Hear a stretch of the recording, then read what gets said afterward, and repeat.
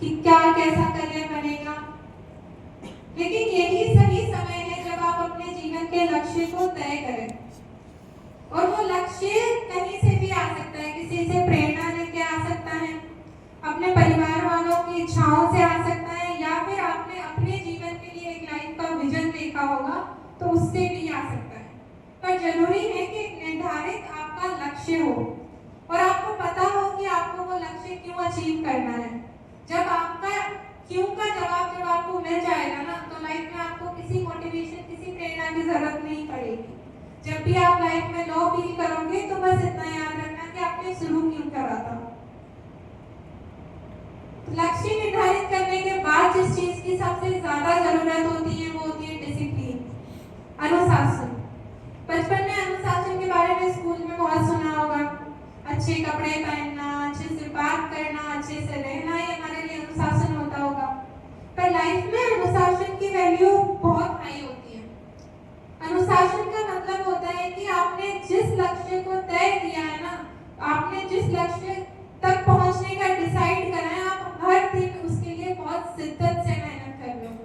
दुनिया को दिखाने के लिए नहीं, दोस्तों से कम्पीट करने के लिए भी नहीं, बट खुद के लिए।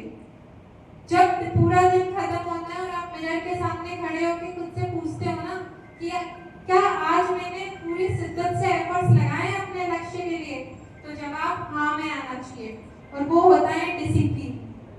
अभी जीवन के जो कुछ साल होते हैं, स्कूल के बाद के, कॉलेज के 3-4 साल, ये बहुत क्रूशियल फेज होता है जब या तो आप अपना करियर बना सकते हैं या फिर बिगाड़ने का रास्ता पहले से तैयार कर सकते हैं।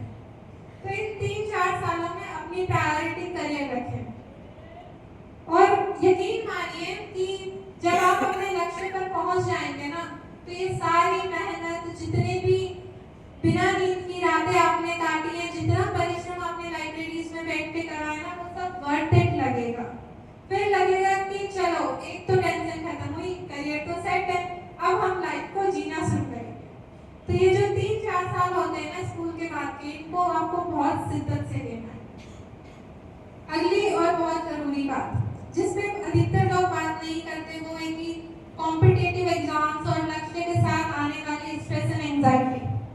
आप में से बहुत से लोगों ने ये चीज महसूस करी होगी, कुछ लोगों ने बोर्ड्स के पेपर दिए होंगे, तो उनमें भी ये चीज कहीं ना कहीं फील होती है कि हमने पढ़ा तो बहुत कुछ है, पर जब एग्जाम देने का टाइम आता है तो परफॉर्मेंस उतनी अच्छी नहीं हो पाती, क्योंकि एंजाइटी हो जाती है, स्ट्रेस हो जाती है।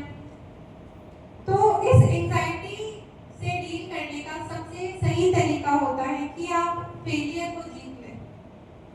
फेल होने का जो डर है उसे अपने दिल से मिटा दें। रास्ते पे फोकस करें, मंजिल अपने आप मिल जाएगी। और जिस दिन आप फेल होने का डर मिटा देंगे ना, आधी रेस आपने वैसे ही जीती। और ये डर इतना बड़ा होता भी नहीं है जितना हम बना देते हैं। एक एग्जाम में फेल हो जाने से या फिर कम मार्क्स आने से आपकी लाइफ, आपकी वर्थ डिसाइड नहीं हो जाती।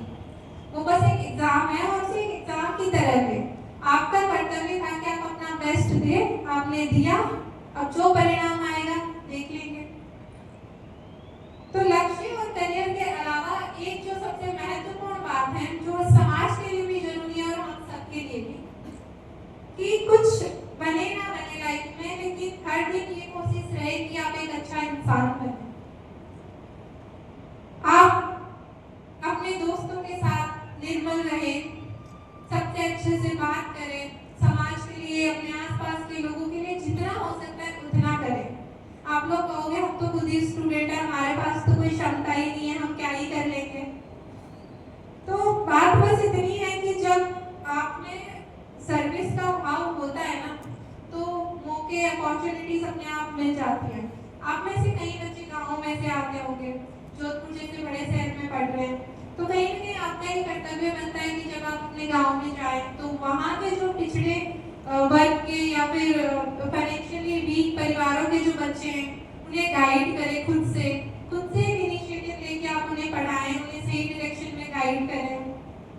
तो एक अच्छा चरित्र, मुझे हमेशा से ये लगता था और ये इसका विश्वास भी था कि अगर आपका चरित्र अच्छा है ना, तो आप जीवन में बहुत ऊपर तक जाओगे।